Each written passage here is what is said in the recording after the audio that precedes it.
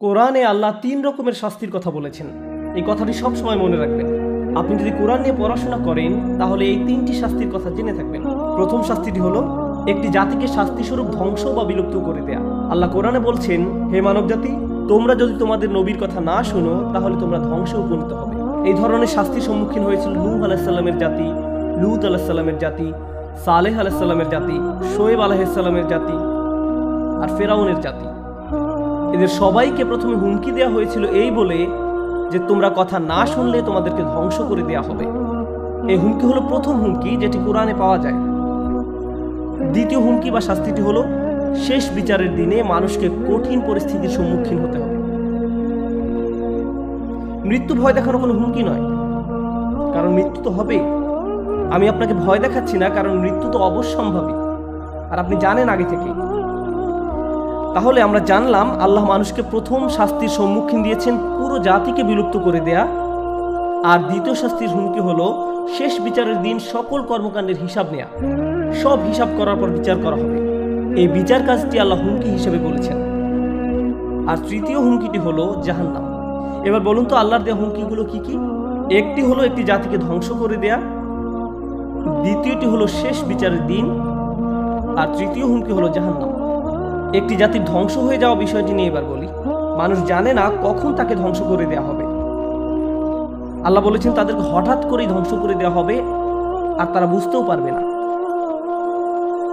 আল্লাহ পরম করুণাময় আর ক্ষমাশীল বলেই আমাদের শেষ নবী হযরত মুহাম্মদ সাল্লাল্লাহু আলাইহি সাল্লামের সময় থেকেই ধ্বংস করে দেওয়ার শাস্তির বিধান বন্ধ করে দিয়েছেন। সেই শাস্তির দরজা চিরদিনের জন্য বন্ধ।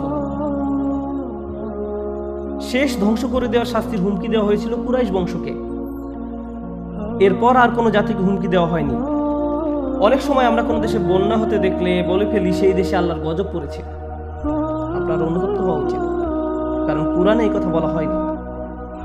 এটি আপনার সম্পূর্ণ ভুল ধারণা। এরকম ভুল ধারণা করা থেকে আপনাকে বিরত থাকতে হবে। বন্যা হচ্ছে সেই দেশের জন্য আল্লাহর একটি পরীক্ষা, এটি শাস্তি নয়। আমাদের কখনোই বলা উচিত নয় এটি আযাব বা শাস্তি। এই পর্যন্ত আমরা জানতে পারলাম আল্লাহ 3টি শাস্তির কথা বলেছেন। এদের মধ্যে একটি শাস্তি সম্পূর্ণ মানুষের অজান্তেই আসে, আসার আগ পর্যন্ত কিছুই বোঝা যায় না। যেমন হঠাৎ করে ভূমিকম্প শুরু হয়ে যাওয়া, বন্যা শুরু হয়ে যাওয়া, তারপর কিছু বুঝে ওঠার আগেই সব কিছু ধ্বংস হয়ে যাওয়া। আল্লাহ বলছেন কাল্লা সায়ালামুন সুম্মা কাল্লা সায়ালামুন।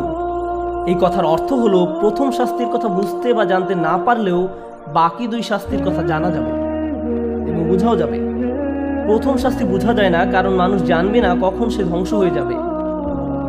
আর দ্বিতীয় শাস্তি হলো শেষ বিচারের দিন। মানুষ সেদিন প্রচন্ড আতঙ্কগ্রস্ত থাকবে। তখন তারা বলবে, হায় আল্লাহ। কোরআনে আল্লাহ বলছেন তারা তাদের সকল কর্মকাণ্ড তাদের চোখের সামনে দেখতে পারবে। তারা জানবে তাদের ভুলগুলো। তারা জানবে তাদের ভুলের জন্য কত বড় শাস্তি অপেক্ষা করছে।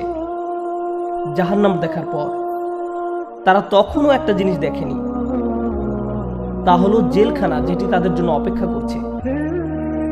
তারা যখন জেলখানা দেখবে তখনই বুঝতে পারবে কি পরিমাণ দোষ করেছে আর সেটার পরিণাম কি ভয়াবহ। আল্লাহ দোষী ব্যক্তিদের 2 ভাবে তাদের দোষের পরিমাণ বুঝাবেন।